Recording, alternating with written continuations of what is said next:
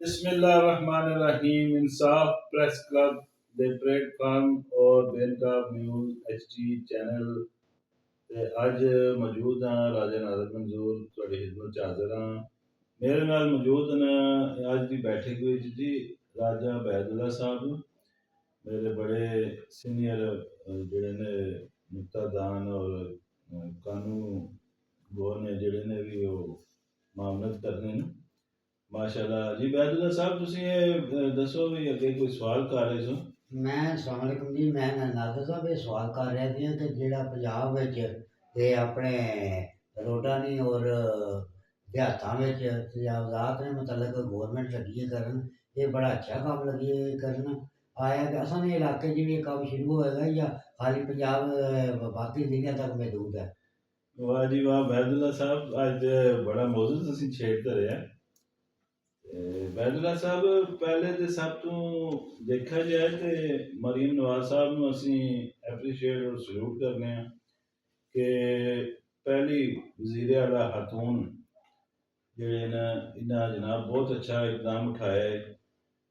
ਦੇਖੋ, ਮੈਂ ਇੱਕ ਟੈਕਸੀ ਡਰਾਈਵਰ ਵੀ ਹਾਂ, ਕੋਈ ਵੀ ਹੋਵੇ ਅਸੀਂ ਦੇਖਦੇ ਹਾਂ ਇੱਥੋਂ ਸ਼ੁਰੂ ਕਰੋ ਲਾਹੌਰ ਤੱਕ,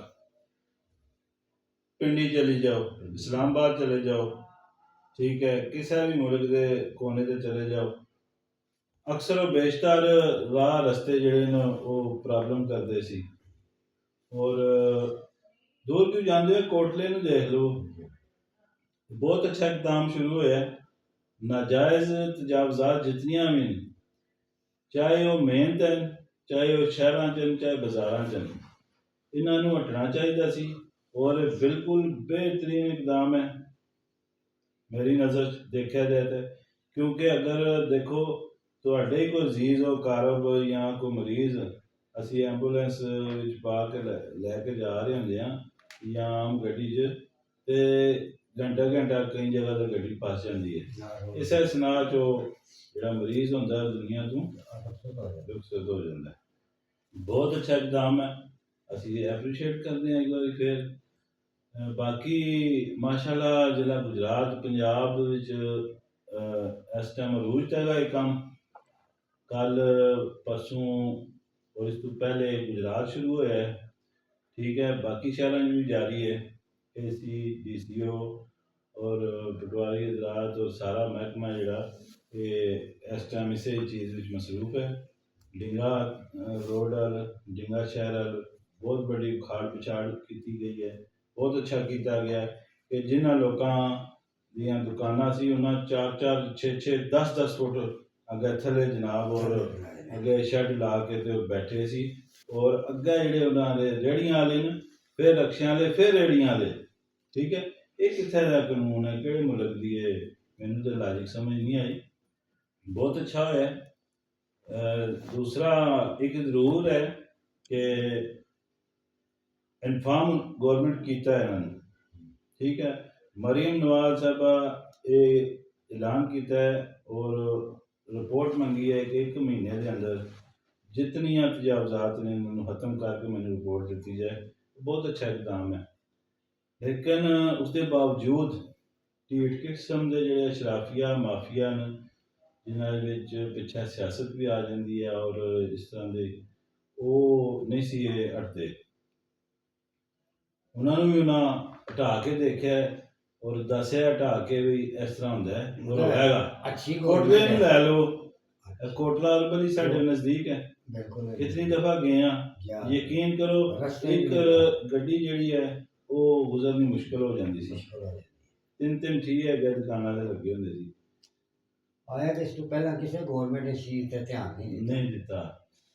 हुण शुरुआत हो गई है आस्ता आस्ता। उसका मेरे ख्याल है ये लाले मुसद भी है जितने बड़े सर डिंगा रोड तो बाद खारियां शहर में लपेट च लेना है। उस तो बाद तुहाडे जितने खारियां दे मुतलका देहात न इन्हां विच भी आ रही है। और मैं यकीन करो कि बावर कराना चाहूँगा कि देहातां की तरफ भी इन्हां रुख करना है और बिल्कुल माफ़ी तलाफी नहीं होनी। इस तो पहला कि कोई गवर्नमेंट एक्शन लै लवे ਸਾਰਿਆਂ ਨੂੰ ਅਸੀਂ ਇਤਲਾਹ ਦਿੰਦੇ ਹਾਂ ਪਏ ਜਾਂ ਉਹਨਾਂ ਨੂੰ ਦਰਖਾਸਤ ਕਰਾਂਗੇ ਆਪਣੇ ਤੌਰ ਤੇ, ਚਾਹੇ ਕਿਸੇ ਰਾਹ ਰਸਤੇ 'ਚ ਤਾਰੀਖੀ ਜਿਹੜਾ ਗੌਰਮੈਂਟ ਦਾ ਪਾਸ ਹੈ ਉਸ ਵਿੱਚ ਕਿਸੇ ਮਕਾਨ, ਹਵੇਲੀ, ਡੇਰਾ, ਕੋਈ ਵੀ ਚੀਜ਼ ਬਣਾਈ ਹੈ ਉਹ ਆਪਣੀ ਹਦੂਦ ਦੇ ਅੰਦਰ ਹੋ ਜਾਏ, ਬਜਾਏ ਕਿ ਉਹ ਆਪਣਾ ਨੁਕਸਾਨ ਕਰਾਏ। ਨੁਕਸਾਨ ਕਰੇ। ਜਾਂ ਅਕਸਰ ਲੋਕਾਂ ਨੂੰ ਦੇਖਿਆ ਜੇ ਕਈਆਂ ਜਗ੍ਹਾ ਤੇ ਰੋਡਾਂ ਦੇ ਅੰਦਰ ਹਾਂਜੀ ਤਜਾਵਜ਼ ਵਾਸਤੇ ਅੱਗੇ ਮਸਜਿਦਾਂ ਕਾਇਮ ਕਰਦੇ ਨੇ ਤਾਂ ਕਿ ਉਸੇ ਏੜ ਜਾਣ ਕੇ ਤੇ ਉਹਨਾਂ ਨਾਲ ਖਰਾਬ ਨਾ ਹੋਵੇ ਮਾਰਕੀਟ, ਬਿਲਕੁਲ ਉਹ ਬਲਕਿ ਉਲਟਾ ਕਬਜ਼ਾ ਕਰ ਜਾਂਦੇ ਨੇ। ਬਿਲकुल ऐसे ही है जी।